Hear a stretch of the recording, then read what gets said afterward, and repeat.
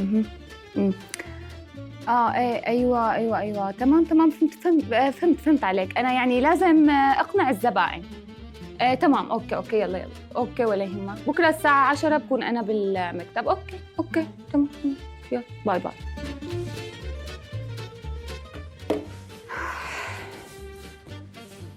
كيف بدي اقنع الزبائن انا يعني؟ نستخدم مهارات اداره الاعمال اللي درسناها، ما هتروح على الفاضي يعني. ايه تذكرتها. ايه والله أنا قارئة مسرحية قبل بس نسيت اسمها يا ربي، بس متذكرة شو بيقولوا فيها هيك شيء غرفة كذا. إيه الجو هنا دافئ آمن مريح. مزبوط، هي رح أقوم جرب إجباري. نروح ننقبل نحن بالشغل. لك شو هالقومة هي لي برد.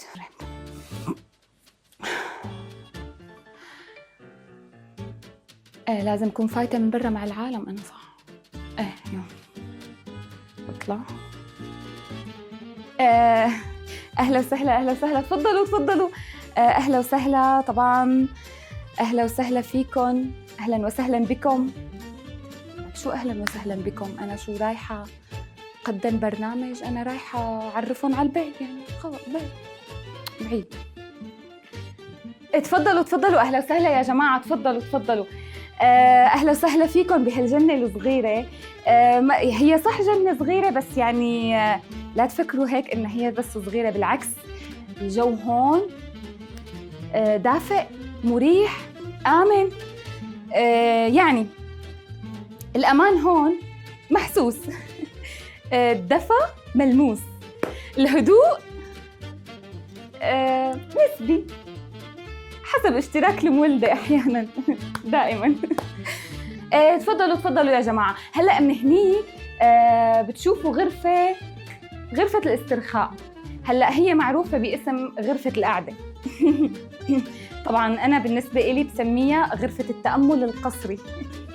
هو يعني أنا مسميها هيك لأنه بصراحة هنيك دائماً يعني نحن بنحب نقعد هنيك، فما في نت، ما في شبكة يعني، فبصير التأمل يعني إجباري. أنت ما عندك شيء تعمله غير إنك تقعد وتتأمل بس.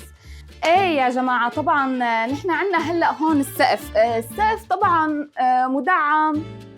مدعم بثقوب تهوية طبيعية. لا تخافوا يعني. ترشرش، طقطقة، تنقيط على الراس. هلأ يعني هذا الحكي بس خاصة بأيام الشتوية. بعد الشتوية ما في عنا هيك شغلات، لا تاكلوا هم. صح طبعاً نحن عنا نظام التدفئة هون صديق للبيئة 100%. يعني نحن عنا خدمة 5 نجوم، أو مو خدمة، نظام تدفئة 5 نجوم. بطانية من 5 طبقات مكونة من 5 طبقات. إذا عندكم قطة صغيرة كيوت فيكم تحطوها فوق البطانية كمان، طبعاً بتعطي جو دافي للبيت يعني إذا بتحبوا. عندنا كمان جرابات صوف. من شو بيشكوا جرابات الصوف؟ لسه أحسن والله، أحسن من الصوف يا بمليار مرة.